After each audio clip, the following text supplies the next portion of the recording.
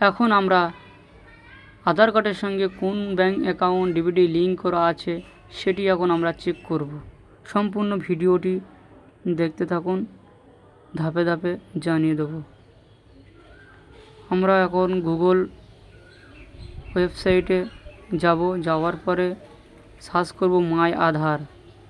মাই আধার search করার পরে এমন একটি পেজ চলে আসবে। আসার পরে এই জায়গাটা ক্লিক করব। এখানে যাওয়ার পরে আমি এখন এই জায়গাটায় যাব, গেট আধার।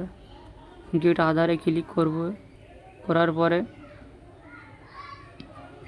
একটু অপেক্ষা করবেন।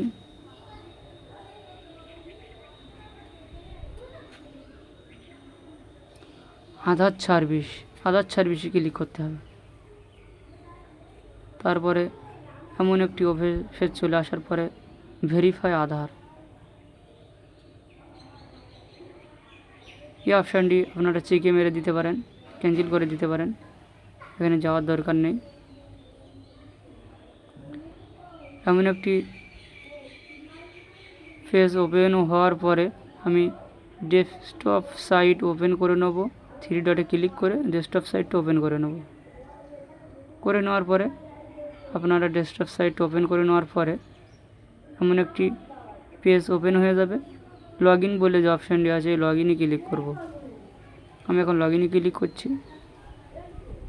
লগ ইনে ক্লিক করার পরে উপরের জায়গাটায় আমি আমার আধার কার্ডের নাম্বার দেবো, নিচেই ক্যাপচার কোডটা দেবো ভালোভাবে, তোমার আধার কার্ডের নাম্বার, আর নিচে ক্যাপচার কোডটা দেওয়ার পরে লগ ইন ওটিপিতে ক্লিক করব। করার পরে যে ওটিপিটা আসবে ওটিপিটা বসিয়ে দিতে হবে। আমি আমার আধার কার্ডটা বসিয়ে দিলাম, ক্যাপচার কোডটা বসিয়ে দিলাম।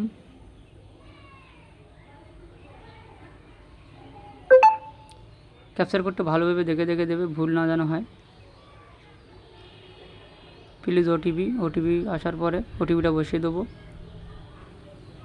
আমার ওটিপি এসে গিয়েছে। ওটিপিটি দেখে ভালোভাবে বসিয়ে দিতে হবে।